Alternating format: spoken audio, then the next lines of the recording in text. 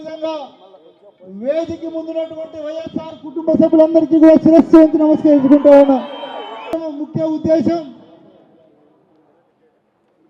రాష్ట్ర స్థాయి నుంచి గ్రామ స్థాయి వరకు కమిటీలను నియామకం చేసి వైఎస్ఆర్ కాంగ్రెస్ పార్టీని బలోపేతం చేసి బలపరిచి రానున్న స్థానిక ఎన్నికలు కావచ్చు, మున్సిపల్ ఎన్నికలు కావచ్చు, ఏ ఎన్నికలకైనా సరే సర్వం మేము సిద్ధం అనే విధంగా కమిటీలు వేయటానికి మీరందరూ సిద్ధంగా ఉన్నారా అడుగుతా ఉన్నా. సిద్ధంగా ఉన్నారా? ఖచ్చితంగా ఈ కమిటీలన్నీ కూడా అయినంత తొందరగా మీరు దయచేసి మండల అధ్యక్షులు కూడా మీకు తెలియజేస్తా ఉన్నాం. మరీ ముఖ్యంగా ఈరోజు రాష్ట్రంలో చూస్తే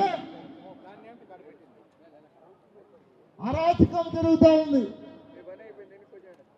ఎందుకు ఇలా చెప్తున్నానంటే మీకు అందరికీ కూడా తెలుసు, ఎవరైనా సరే ఈరోజు వైఎస్ఆర్ కాంగ్రెస్ పార్టీ కార్యకర్త కావచ్చు లేదా సామాన్యుడు కావచ్చు, ఎక్కడైనా ఒక పోలీస్ స్టేషన్ పోయి కంప్లైంట్ ఇస్తే తీసుకునే పరిస్థితి ఉందా అని అడుగుతా ఉన్నా.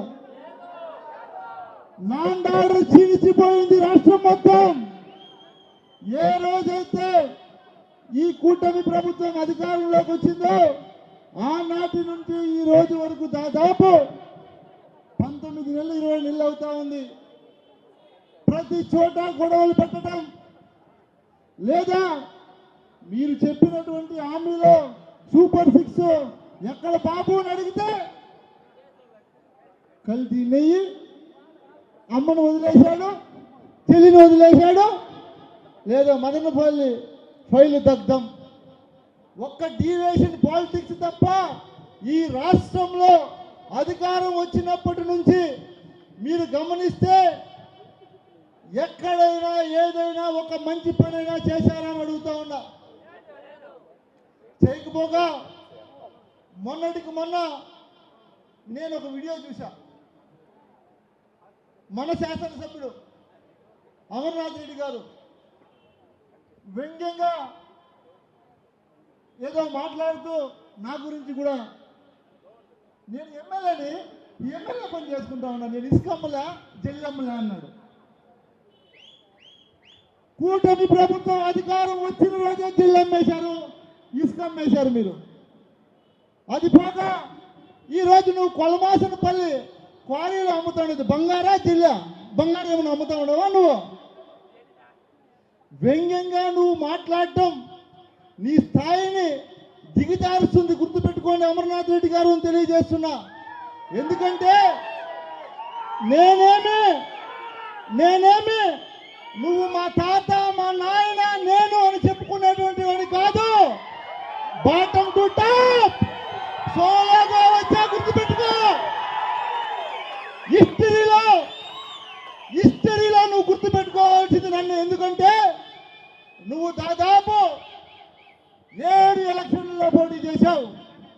7 ఎలక్షన్లో పోటీ చేస్తే 2 ఎలక్షన్లో ఓడిపోయావు. దాంట్లో నా చేత్తో ఒకసారి, అది కూడా హిస్టరీ రిపీట్ అవుతుంది. మళ్ళీ కూడా గుర్తుపెట్టుకో. ముఖ్యంగా ఎందుకు ఈ మాట చెప్తున్నానంటే 2019 ఎన్నికల్లో నేను ఒక చిన్న వయసున్నటువంటి యువకుడుగా పలమనేరు నియోజకవర్గంలో వస్తే నువ్వు మంత్రి స్థాయిలో ఉన్నావు. ఆ రోజు నువ్వు మంత్రి స్థాయిలో ఉంటే కనీవిని ఎరగని రీతిలో నీ జీవితంలో ఇంక నీకు అంత మెజార్టీ రాదు. 32,000 పైసలకు మెజార్టీతో నీ మీద గెలిచా, గుర్తుపెట్టుకో. నువ్వు నన్ను వ్యంగ్యంగా మాట్లాడినంత మాత్రం ఈరోజు అమర్నాథ్ రెడ్డి గారు 3 పార్టీలు జత కలిపి జనసేన, బీజేపీ, తెలుగుదేశం పార్టీ, పాపం 3 పార్టీ వాళ్ళు జెండాలు మోస్తే నీ భుజం మీద 3 కండువాలు వేసుకొని తిరిగితే నీకు వచ్చింది 20,000 మెజార్టీ, గుర్తుపెట్టుకో. నాకు ఆ రోజు జగన్మోహన్ రెడ్డి జెండా, వైఎస్ఆర్ కాంగ్రెస్ పార్టీ జెండా సీట్ల మెజార్టీ. ఆ రోజు 164 సీట్లు మావి. ఈ రోజు ఆ రోజు 151 సీటు మాది. ఈ రోజు 164 సీట్లు మీవి. అంత గాలిలో కూడా నీకు వచ్చినటువంటి మెజార్టీ ఎంత? ఎందుకు మాట్లాడుతున్నానంటే నువ్వు మాట్లాడినటువంటి వ్యంగ్యంగా ఆ వ్యంగ్య భాషకి ఈరోజు నేను నీకు సమాధానం చెప్తా ఉండా. పలమనేరు నియోజకవర్గంలో నేనేం హరిశ్చంద్రుడు అని చెప్పట్లేదు, నేను దేవుడు అని చెప్పట్లేదు. కాకపోతే అమర్నాథ్ రెడ్డి కన్నా మంచి క్వాలిటీస్ ఉన్నాయని మంచి పేరు మాత్రం ఈ మెజార్టీలో గెలుస్తూ ఉన్నా కదా. నువ్వు నన్ను అలా మాట్లాడటం ఎంతవరకు కాదు అడుగుతా ఉన్నా. నువ్వు చెప్తున్నావు ఈ రోజు మేము నిరూపిస్తాం మీ సతీమణి గారు పేరు మీద కొలమాసనపల్లి క్వారీలో జల్లి నిత్యం అమ్ముతున్నావా లేదా అని అడుగుతూ ఉన్నా. అది పోగా మీరందరూ కూడా గమనించాలి, ఈ కూటమి ప్రభుత్వం అధికారంలోకి వచ్చిన తర్వాత ఏ రియల్ ఎస్టేట్ చేసేవాడైనా పలమనేరులో ఉన్నాడా? ఎక్కడైనా కనిపిస్తున్నారా మీకు రియల్ ఎస్టేట్ చేసేవాళ్ళు? ఎవరు రియల్ ఎస్టేట్ చేసే వాళ్ళందరి దాంట్లో కూడా వాళ్ళ అన్న కొడుకు అంటాడు, ఒకరు బాగుపడుతాడు, వాళ్ళ పిఏ అంటాడు, ఇంకొకరు బాగుపడుతాడు. ఆఖరికి మీరందరూ గమనిస్తే బాలికల పాఠశాల ముందు వాళ్ళ పిఏ చేతిలో అక్రమంగా కబ్జా చేసి బిల్డింగ్ కట్టిస్తా ఉన్నాడు. దాని రేపు పొద్దున్న అక్కడ ఏమైనా వైన్ షాప్ పెడితే బాలికల పరిస్థితి ఏంటి ఒకసారి మీరు ఆలోచించండి. నేను తెలియజేస్తా ఉన్నా. దాన్ని నేను ఒక మాజీ శాసనసభ్యుడుగా కలెక్టర్కి ఫిర్యాదు చేశా, కమిషనర్కి ఫిర్యాదు చేశా, తహసీల్దార్కి ఫిర్యాదు చేశా. ఎవరు స్పందించకపోతే ఆఖరికి రోడ్లోకి నేనే పోయి నిల్చుకుంటే 3 కేసులు కట్టారు. వాళ్ళ పిఏ కంప్లైంట్ మీద ఒక కేసు, స్థానిక ఎస్ఐ వచ్చి నా మీద నేను దురుసుగా మాట్లాడినానని చెప్పి 2 కేసులు, మొత్తం 3 కేసులు కట్టారు.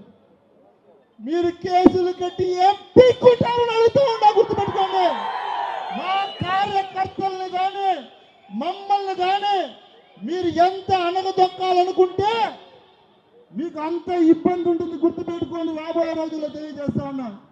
నేను ఈ బహిరంగంగా అడుగుతా ఉన్నా, మా వాళ్ళందరికీ కూడా తెలియజేస్తా ఉన్నా. ఈరోజు గుర్తుపెట్టుకోండి, ఆ రోజు మనం అధికారంలో ఉన్న 5 సంవత్సరాలు మన నాయకుడు కులం చూడం, మతం చూడం, ప్రాంతాలు చూడం, అందరికీ చేయాలంటే 5 సంవత్సరాలు ఊడికిం చేశాం. తెలుగుదేశం కార్యకర్తలకి నాయకులు కూడా చేశామా లేదని అడుగుతా ఉన్నా. ఈరోజు మీరు అధికారంలోకి వస్తే మా కార్యకర్త పురుషోత్తమని ఉన్నాడు, ఆయన లారీలో తీసుకొని పోయి కేసు కట్టి తహసీల్దార్ ఆఫీస్కి పోవని చెప్పి వాటి నుంచి మళ్ళీ కోర్టుకు పంపించి నెల రోజుల నుంచి, అంటే ఎవరు కూడా గ్రామాల్లో జేసీబీ పెట్టుకోకూడదు. తెలుగుదేశం నాయకుడు చెప్పినోడే జేసీబీ పెట్టుకోవాలా, వాడు చెప్పినోడే మట్టి తోలాలా, వాడు చెప్పినోడే ఇసుకు తోలాలా, వాడు చెప్పినోడికే తోలాలా, వాడు చెప్పినంతే ఇవ్వాలా. వీళ్ళు రూల్. మా ప్రభుత్వంలో మా నాయకులకి ఈ వేదిక మీద అందరికీ చెప్తా ఉన్నా, మీరు కూడా ఆ రోజు అందరికీ సపోర్ట్ చేశారు. ఈ రోజు ఉన్నటువంటి మార్కెట్ కమిటీ చైర్మన్ ఆళ్లకుప్పం రాజన టిప్పర్లు 5 సంవత్సరాలు కోట్లు సంపాదించుకున్నాడు మన ప్రభుత్వంలో. ఏ రోజైనా మేము అడ్డుకున్నామా? ఈ రోజు మా కార్యకర్తని మీరు జైలుకు పంపించాలని ఎవరైనా మా కార్యకర్త భార్య అంగన్వాడీ టీచర్ ఉంటే ఆమెను ఇబ్బంది పెట్టేది, వాడు పోయి నీ మొగుడిని పోయి అమరన్నను కలమని చెప్పు అని చెప్పేది. ఇట్లాంటి రాజకీయం, ఆడంగి రాజకీయం మేం చేయలేదు నాయన. 5 సంవత్సరాల్లో ఛాలెంజ్ చేస్తా, ఏ కార్యకర్తకైనా తెలుగుదేశం వాళ్ళకి ఫోన్ చేసి నేను బెదిరించినట్టు కానీ లేదు నాకు మీరు ఎలక్షన్లో కూడా కానీ నేను ఛాలెంజ్ చేస్తా, 2024 ఎన్నికల్లో నువ్వు మా కార్యకర్తలకు ఫోన్ చేశావు, మా నాయకులకు ఫోన్ చేసి అయ్యా నాకు అవకాశం ఏదో వస్తుంది మీరు అందరూ సహాయం చేయని అడుక్కున్నావు. కానీ ఏ తెలుగుదేశం నాయకుడికి కూడా నేను నా జీవితంలో ఫోన్ చేసి నాకు సహాయం చేయమని కూడా అడగలేదు. గుర్తుపెట్టుకోండి, అంత నిక్కచ్చిగా నేను రాజకీయం చేశాను. గుర్తుపెట్టుకోండి, తెలియజేస్తా ఉన్నా. ఎందుకు ఇవన్నీ చెప్పాల్సి వస్తుందంటే ఈ రోజు జరుగుతున్నటువంటి పరిణామాలు పలమనేరులో మరీ దారుణంగా తయారయ్యారు. మొన్నటికి మొన్న బైరెడ్డిపల్లి కావచ్చు, వీకోట కావచ్చు, ఎక్కడైనా సరే ప్రభుత్వ పాఠశాలలో కాంప్లెక్స్లు కట్టే చూసారా మీరు? అసలు నాకు తెలిసి ప్రభుత్వ పాఠశాలలు ఉంటే దానికి మెరుగైనటువంటి సదుపాయాలకి ప్రభుత్వం ద్వారా నిధులు ఇప్పించాలి. చేతనైతే చేత కాకపోతే అన్నీ మూసుకొని గమ్మున ఉండాలి. నిజమా కాదా? చేతనైతే ప్రభుత్వం నుంచి నిధులు ఇప్పించాలా, చేత కాకపోతే అన్నీ మూసుకొని గమ్మున ఉండాలా. అది వదిలేసి ఆ ప్రభుత్వ స్కూల్ రోడ్లో మెయిన్ రోడ్లో ఉంటే దాన్ని అంగిడి రూములు కట్టేదంట, ఆ అంగిడి రూములు బాడీకి ఇచ్చేదంట. ఆడెవడో పనికి మాలాడో తాగుబోతాడో కూర్చుంటాడో ఆడ పిల్లలు పోయే వాళ్ళని వచ్చే వాళ్ళని డిస్టర్బ్ చేస్తూ ఉంటే వాళ్ళు చదువుకుంటారా? ఇవన్నీ కూడా మంచి పద్ధతులా, మంచి పనులా నేను అడుగుతూ ఉన్నా సూటిగా. ఈరోజు ఖచ్చితంగా దీన్ని ఆపకపోతే ఎంత దూరమైనా పోతాం, కోర్టుకు పోతాం, కోర్టు కాకపోతే రోడ్లో పడుకుంటామని కూడా తెలియజేస్తా ఉన్నా ఈరోజే. ఎందుకంటే ఈరోజు నేను చెప్తా ఉన్నా, సాక్షాత్తు వాళ్ళ కుటుంబ సభ్యుల పేరు ఎన్పిఆర్ కన్స్ట్రక్షన్ పేరు మీదే ఆ స్కూల్ కాంపౌండ్ లోపల ఇప్పుడు కాంపౌండ్ కొట్టేస్తారు. ఇప్పుడు బైరెడ్డిపల్లిలో వీకోట్లో రెండు కొట్టేసి అర్జెంటుగా కాంప్లెక్స్లు కట్టేసి వాళ్ళకి కావాల్సిన కార్యకర్తలకి అమ్ముకునేసి వాళ్ళు ఏదో మేము మంచి చేసినాము ఆ స్కూల్కి అని ఎంత బాగా చెప్తారు తెలుసా? అడిగితే దాంట్లో వచ్చే ఆదాయం అంట ఆ స్కూల్కి ఇచ్చేదంట. మేము చదువుకున్నప్పటి నుంచి స్కూల్ ఆడే ఉంది, ఆదాయం ఆడే ఉంది. నువ్వు కొత్తగా వచ్చి కాంప్లెక్స్ కడితే వచ్చే ఆదాయం ఏమీ లేదు, నష్టం తప్ప. ఆ స్థలం కోట్లు విలువ పోతుంది. దాన్ని నాశనం చేయొద్దండి దయచేసి, లేదంటే ఖచ్చితంగా మేము దాని మీద ఎంత దూరమైనా పోతామని కూడా మీకు తెలియజేస్తా ఉన్నా. అదే కాకుండా ఇంకా పెద్ద ఘనతడ లాటరీ టికెట్లు అమ్ముతున్నారు పలమనేరులో, మీకు తెలుసో లేదో. లాటరీ టికెట్ల వల్ల ఎన్నో కుటుంబాలు రోడ్లు పడి నాశనం అయిపోయాయి. దానికి మీరే కదా యాజ్యం పోసి మీరు పోషిస్తూ ఉండేది. మీరు స్థానిక పోలీసులతో సంప్రదించి నాయన ఈ లాటరీ టికెట్లు అన్నీ కూడా బంద్ చేపిస్తే, ఎందుకంటే తెలుసో తెలియనోడు ఏదో ఒక ఆశ, ప్రతి ఒక్క మనిషికి ప్రతి ఒక్క జీవికి ఆశ అనేది ఉంటుంది. ఏదో లాటరీ టికెట్ 10 రూపాయలు లాటరీ తీసుకుంటే ఏదో 10 కోట్లు వస్తుందని, ఏదో ఏదన్నా చిన్న చిత్కా పొరపాట్లు చేస్తే మాలాంటి వాళ్ళు చేసినా అర్థం ఉంది. ఎందుకంటే కొత్త ఎమ్మెల్యే, అనుభవం లేదు, పిల్లోడు ఏదో తప్పు చేసినాడంటే కూడా అర్థం ఉంది, ఒప్పుకుంటా. నువ్వు మా తాత కాలం నుంచి నేను అని చెప్పుకునేవాడు నువ్వు ఇట్లైనా చేసేది అని అడుగుతా ఉన్నా. న్యాయమా కదా?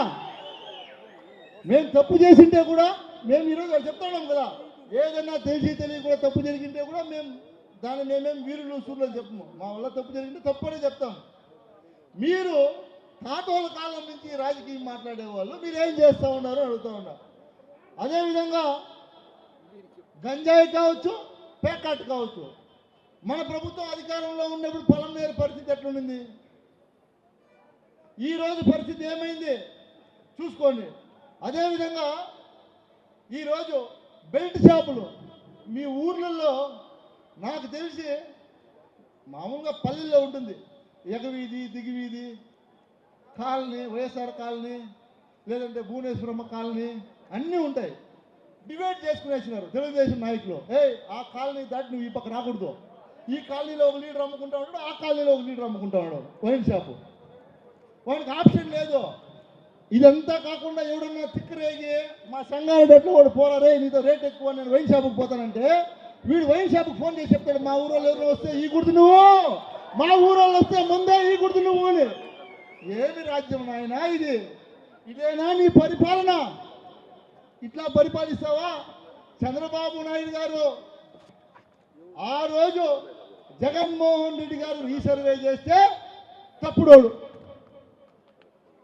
కరెంటుకు మీటర్లు పెడితే తప్పుడోడు. మీరు చేస్తూ ఉండేది ఏమి?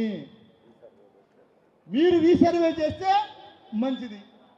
మీరు ఈరోజు బోర్లకి బాయిలకి మీటర్లు ఇస్తే మంచి ప్రభుత్వం. ఇది కదా మంచి ప్రభుత్వం అంట. యావది కదా మంచి ప్రభుత్వము?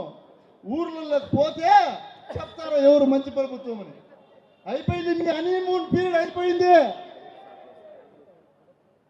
చెప్తా ఉన్నాం. ముఖ్యంగా మీరు గమనిస్తే సూపర్ 6 హామీలు మీ గ్రామాల్లో మీకు అందరికీ తెలుసు. వైఎస్ఆర్ కాంగ్రెస్ పార్టీ అధికారంలో ఉన్నప్పుడు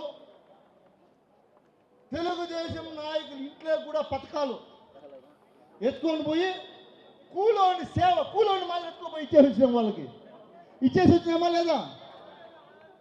ఈరోజు వైఎస్ఆర్ కాంగ్రెస్ పార్టీ వాడిని చూస్తే వాడు ఏదో ఉగ్రవాది చూసేట్టు చూస్తాను. వాడు 5 ఏళ్ళ మన దగ్గర పని చేయించుకున్నాడు. అన్నా నువ్వే దేవుడు, నువ్వే ఈరుడు, నువ్వే సూర్యుడు అన్నాడు. ఇవన్నీ కూడా ప్రజలు గమనిస్తూ ఉన్నారు. ఖచ్చితంగా రాబోయే రోజుల్లో మీకు ఇవన్నీ కూడా బుద్ధి చెప్తారు. ఇప్పటికైనా మీరు మారి ఏదైతే మీరు కూటమి ప్రభుత్వం అమలు చేసినటువంటి ఆ రోజు హామీలు ఉన్నాయో వాటిని అన్నింటినీ కూడా పూర్తి స్థాయిలో నెరవేర్చాలనేది మా డిమాండ్. మీకు ఒకలేనమ్మా ఆ రోజు ఎందుకప్ప హామీలు ఇచ్చి అడుగుతాను నేను తప్ప. దీనికి కూడా కావాలంటే కేసులు 2 కడతారు. ఇట్లా మాట్లాడినాడు అని మనం ఏం చేసేదైతే కేసులు కడితే మనం ఏం చేయలేము. ఎందుకంటే మన బైరెడ్డిపల్లి దగ్గర లక్కడిపల్లి ఉంది. దాదాపు మా తాతలు ముత్తాతల కాలం అంటే 100 సంవత్సరాల నుంచి ఆడ ఉరుసు జరుగుతూ ఉందంట. 100 సంవత్సరాల నుంచి ఉరుసు జరుగుతూ ఉంది. సరే, ఒకటి అంటే ముస్లిమ్స్ ఏమన్నా ఇదేమన్నా ఉంది? పాకిస్తాన్ ఏమి ఇదేమన్నా మన వాళ్ళే కదా, బాయి అంతా మనమంతా ఒకటే కదా. నువ్వు ఉరుసు పండుగ ఎందుకు పిలిపించారు? పోయి ఆడుండే నాయకుడు అడుక్కొని ఆయనకి ఫోన్ చేస్తే ఆయన మళ్ళీ స్టేషన్కి ఫోన్ చేస్తే ఆయన పర్మిషన్ ఇస్తారండి. ఇప్పుడు చేయలేదు, అట్లే పెట్టేస్తారండి. యాడికి పోతా ఉంది వ్యవస్థ? ఏమవుతా ఉంది? ప్రజలు గమనిస్తున్నారు. మీరు చేసే తప్పులన్నీ కూడా ప్రజలు గమనిస్తున్నారు. నేను ఎమ్మెల్యే పనే చేస్తా ఉంటానని చెప్పినావు కదా. మొన్న వచ్చింది సంరక్షణ ప్రతినిధి అనే ఒక పేపర్లో ఎంత బాగా రాశాడంటే న్యూస్. కలెక్టర్ గారు కాపాడండి, గంగవరంలో 30 కోట్ల విలువైన భూమిని కబ్జా.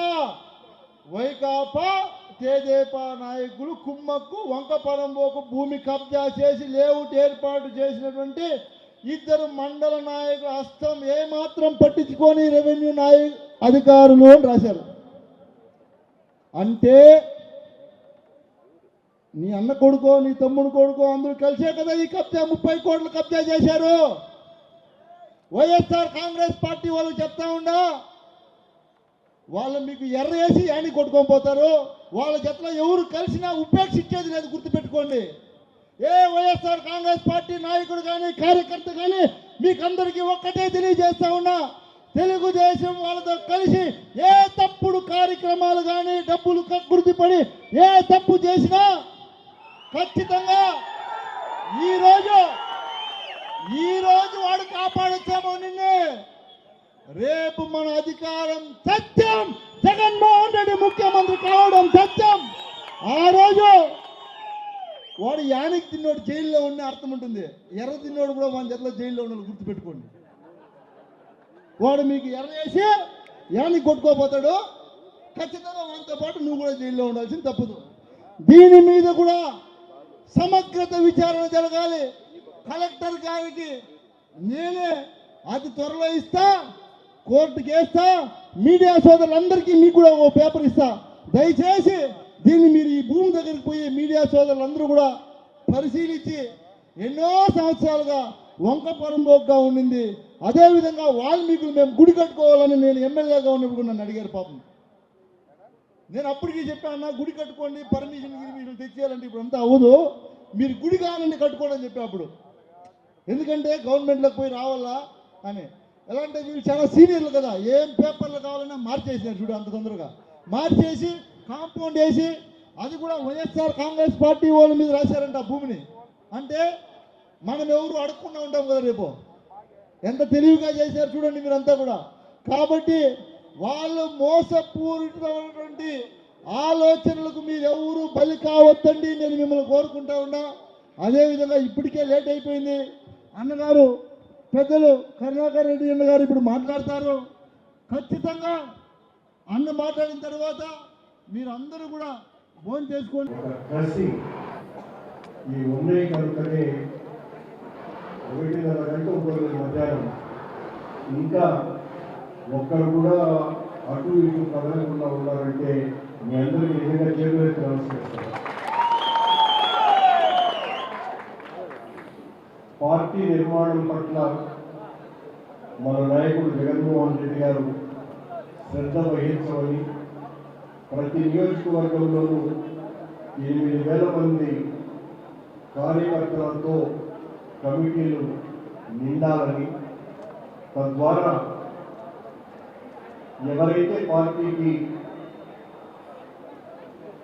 సుశిక్షితులైనటువంటి సైనికులుగా తయారవుతారో వాళ్లతోనే మళ్ళీ మన ప్రభుత్వం వచ్చిన తర్వాత ప్రభుత్వ పాలన సాగుతుంది అన్నటువంటి ఆలోచనతో మన నాయకుడు చేసుకున్నటువంటి ఒక గొప్ప ప్రయోగం ఇది. ఈ రోజున ఇంత గొప్ప విజయవంతం చేసినటువంటి ఈ ఆర్గనైజేషన్ని నాయుడు గారు ఆయన చేస్తున్నటువంటి తప్పులే కాదు, పాపాలు, అపచారాలు, నేరాలు, ఘోరాలు, తప్పులు చేసినటువంటి వాళ్ళను క్షమించవచ్చు. అపచారాలు, ఘోరాలు, నేరాలు చేసేటువంటి వాళ్ళను క్షమించలేదు. జగన్మోహన్ రెడ్డి గారిని రాజకీయంగా పూర్తిగా సమాధి చేయలేము అన్న ఆలోచనతో మీకందరికీ కూడా గమనించి ఉంటారు. మీరు ఎన్నికలైన వెంటనే ఈనాటి స్పీకర్ తన స్నేహితుడు ఒకరితో మాట్లాడుతున్నాడు. ఆ స్నేహితుడు చెప్తున్నాడు, వాడు ఓడిపోయాడు కానీ చచ్చిపోలేదు అని. అవునవును, చచ్చిపోలా అని అయ్యన్న పాత్రుడు గారు అంటే వాళ్ళ ఆశయం జగన్మోహన్ రెడ్డిని సమూలంగా నాశనం చేయడం. జగన్మోహన్ రెడ్డి ఇచ్చిన పథకాల కంటే కూడా మేము చాలా ఎక్కువ పథకాలు ఇస్తాం, ఆయన చేసిన దానికంటే ఎక్కువ చేస్తామని చెప్పి ప్రజలను నమ్మించాడు చంద్రబాబు నాయుడు గారు. వాగ్దానం నిజమని నమ్మినారు. తను చేస్తున్నటువంటి దానికంటే 2.5 లక్షల కోట్లు ఎక్కువ సహాయం చేస్తానని చెప్తే ఓట్లు వేసినారు. 2 సంవత్సరాలు అయిపోతుంది, ఒక్క హామీని కూడా నెరవేర్చకుండా పోయారు. కానీ మీరందరూ గమనిస్తే ప్రతి నెల ఏదో ఒక కొత్త ఇష్యూలు తీసుకొని వచ్చి చంద్రబాబు నాయుడు గారు జగన్మోహన్ రెడ్డి చేసినటువంటి తప్పు, పాపము, ఘోరము అని మన మీదనే అన్ని నిందలు మోపేయడానికే కాలం గడిచివేశారు. ఒక ప్రభుత్వం అధికారంలోకి వచ్చిన తర్వాత చేయాల్సినటువంటి పని వాళ్ళు ఎన్నికల్లో చేసినటువంటి వాగ్దానాలని అమలుపరచడం. వాగ్దానాలన్నీ అమలుపరచకపోగా మన మీద నిరంతరం దాడి చేస్తూనే పోతున్నారు. కానీ చంద్రబాబు గారు ఊహించలా జగన్మోహన్ రెడ్డి ఓడిపోతే కుదేలైపోతాడేమోనని భ్రమించాడు. కానీ ఓడిన మొదటి నెలే జగన్మోహన్ రెడ్డిలో తిరుగుబాటు ప్రారంభమైంది. మనలో ఉన్నటువంటి నిరాశ, నిస్పృహలన్నింటినీ కూడా పటాపంచలు చేశాడు. ఎక్కడ చూసినా రాష్ట్రం అంతా ఒక హింసాయుత వాతావరణం నెలకొన్నది. మన కార్యకర్తల్ని, మన నాయకులని చాలా మందిని చంపివేసినారు, కాళ్ళు చేతులు విరగొట్టినారు, ఇండ్లకే పరిమితి చేసేటువంటి పరిస్థితి తీసుకుని వచ్చారు. అది మొదటి నెలలోనే. ఆ తరువాత వెంటనే మన నాయకుడు రోడ్ల మీదకి వచ్చిన తర్వాత ఈ రోజున పరిస్థితి పూర్తి భిన్నంగా ఉన్నది. చంద్రబాబు గారి గుండెల్లో గుబులెత్తింది. ఏం చేయాలో దిక్కుతోచినటువంటి పరిస్థితి. అందుకే సంవత్సరంన్నర క్రితం తిరుమల లడ్డులో అత్యంత పవిత్రమైనటువంటి ఆ లడ్డు కలుషితమైంది అని, అందులో ఆవు కొవ్వు కలిపారు అని ఒక నీచమైన ఆరోపణ సాక్షాత్తు ముఖ్యమంత్రి చేశారు. కలిపినాడు, పంది కొవ్వు కలిపినాడు, చేప నూనె కలిపినాడు అనే మాటలే వచ్చినాయి. రోజు అవే మాటలే చంద్రబాబు నాయుడు గారు, పవన్ కళ్యాణ్ గారు మాట్లాడినటువంటి మాటలన్నీ మీకు అందరికీ తెలుసు. నేను ఎందుకు ఈ ఒక్క విషయాన్ని మాత్రమే మాట్లాడుతున్నానంటే, మన మీద జగన్మోహన్ రెడ్డి గారి మీద ఏమి చేయలేక ఆత్మరక్షణలో పడిపోయినటువంటి చంద్రబాబు నాయుడు ఇక దిక్కుతోచక ఆయన ఇచ్చినటువంటి హామీలు నెరవేర్చే పరిస్థితులలో లేకపోయిన కారణంగా ప్రజలు తిరగబడేటువంటి పరిస్థితి వచ్చింది కనుక మనల్ని ప్రతిఘటించేటువంటి నాయకుడు ఒక్కడు ఈ రాష్ట్రంలో, ఆ ఒక్కడు జగన్మోహన్ రెడ్డి కనుక మతం పేరుతో దెబ్బతీయాల జగన్మోహన్ రెడ్డిని. ఇతను హిందూ వ్యతిరేకి అనే ముద్ర వేసి మనల్ని రాజకీయంగా వెలియటానికి ప్రయత్నం ప్రారంభించాడు. అది కూడా మొన్ననే మాట్లాడినాడు. మొన్న ఆయన, పవన్ కళ్యాణ్, ఆ బీజేపీ అధ్యక్షుడు ముగ్గురు కలిసి ఒకటే మాట, ఇది ఆర్థిక పరమైనటువంటి విషయం కాదు లడ్డూలో, ఇది కేవలం దేవుడిని ఉద్దేశపూర్వకంగా ద్రోహం చేయటమే, హిందువుల మీద దాడి చేయటమే, హిందూ వ్యతిరేకత ఉన్న వాళ్ళు మాత్రమే ఈ పని చేస్తారు అని మాట్లాడాడు. కానీ సిట్ ఏ నివేదిక ఇచ్చింది సంవత్సరం పాటు? తన నివేదికలో ఎక్కడ ఆవు కొవ్వు, పంది కొవ్వు, చేప నూనె కలవలేదు అని స్పష్టంగా కోర్టుకు చెప్పింది. అలాగే ఇంకొక ముఖ్యమైన విషయం ఏం చెప్పింది? ఏదైతే జరిగిందో తప్పు, ఆ తప్పుకు ఎవ్వరూ రాజకీయ నాయకులు బాధ్యులు కారు. చాలా ముఖ్యమైనటువంటి మాట. అంటే జగన్మోహన్ రెడ్డి గారు కానీ, వైవి సుబ్బారెడ్డి కానీ, నేను కానీ, మా పాలక మండళ్ళు కానీ ఎవ్వరు కూడా బాధ్యులు కారు. ఒకటి, ఆవు పువ్వు కలపలా. రెండు, రాజకీయ నాయకులకు సంబంధంలా. మూడు, మరో ముఖ్యమైన విషయం ఏం చెప్పింది? టీటీడీలో ఉన్నటువంటి కొద్దిమంది అధికారులు సరఫరా చేసినటువంటి నెయ్యి సరఫరా చేసినటువంటి ఆ పాల ఉత్పత్తిదారులు, టెక్నికల్ ఎక్స్పర్ట్స్, వీళ్ళు ముగ్గురు కుమ్మక్కై లాలూచి పడి చేసినటువంటి తప్పు ఇది అని చెప్పింది.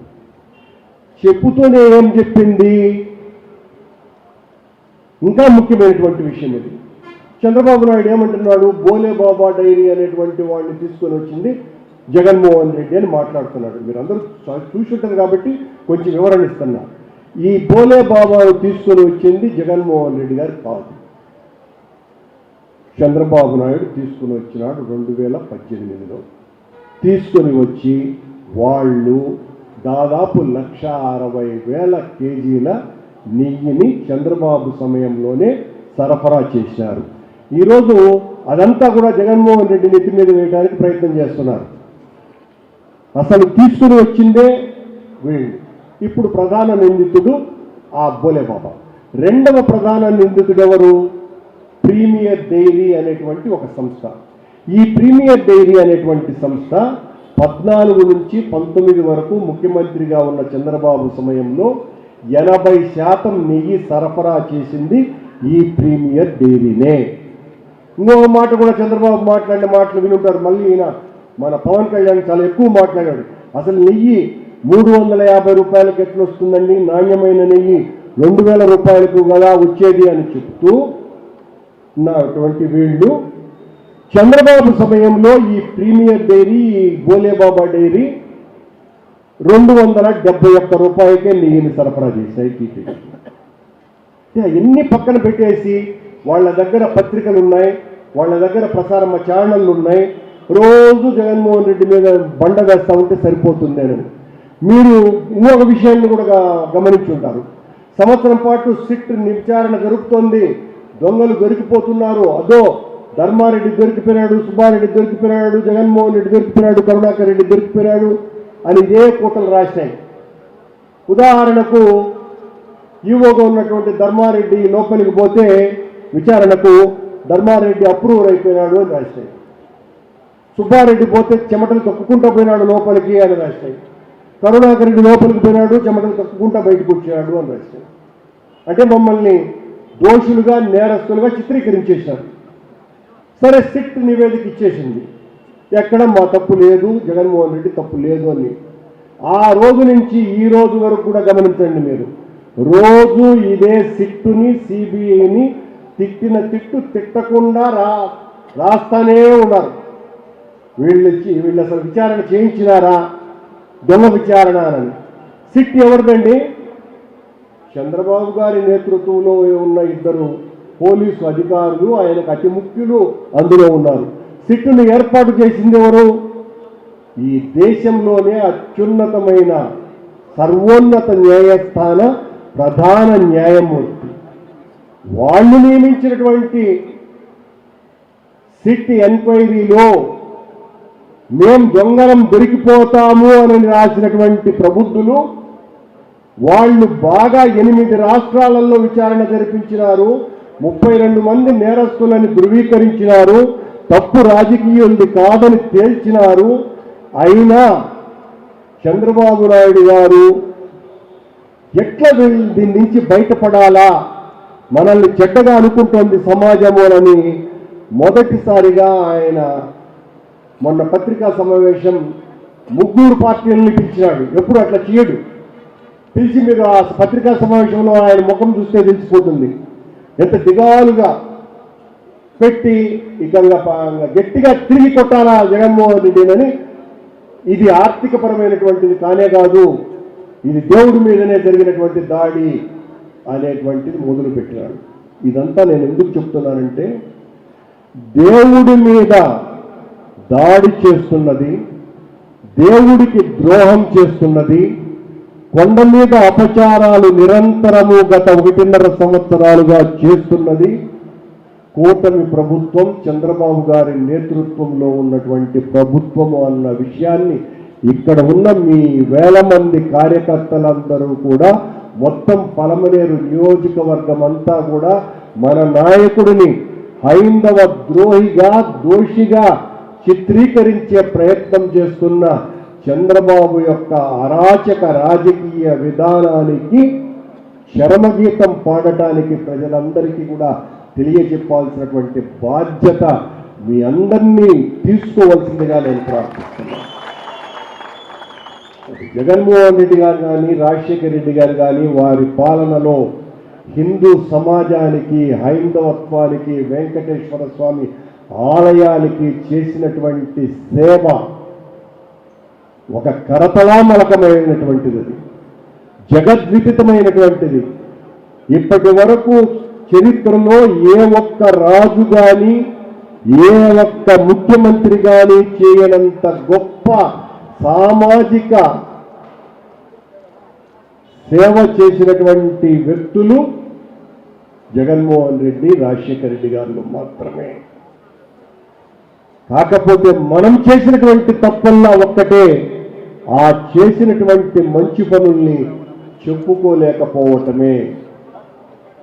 టీటీడీ ద్వారా వెంకటేశ్వర స్వామికి కాదు, మొత్తం హిందువులందరికీ కూడా మంచి చేయాలన్నటువంటి తపన అనేక సార్లు సందర్భాలలో ప్రస్తావించుకున్నాం. ఇక సమయం లేదు కాబట్టి మీ అందరినీ విజ్ఞప్తి చేస్తున్నా, రాజకీయాలకు మతాన్ని ముడిపెట్టి రాజకీయంగా మనల్ని అంతమొందించడానికి తిరుమల లడ్డూని ఒక చేతి నాటు బాంబుగా మార్చి మన నెత్తి మీద వేసి మన హైందవ ద్రోహులుగా చిత్రీకరించేటువంటి చంద్రబాబు, పవన్ కళ్యాణ్ గారుల యొక్క వికృత రాక్షస క్రీడను మనం ఎండగట్టాల్సినటువంటి అవసరాన్ని ఈ సమావేశం ద్వారా మరొక మారు గుర్తు చేస్తూ, ఇంత చక్కగా మీరంతా కూడా ఇంత సమయం ఈ సభలో ఉండి ఇంత ప్రశాంత వాతావరణంలో నడిపించినారు అంటేనే మనలో ఎంత కసి రగులుతోందో. జగన్మోహన్ రెడ్డి గారిని ముఖ్యమంత్రిని చేయాలా,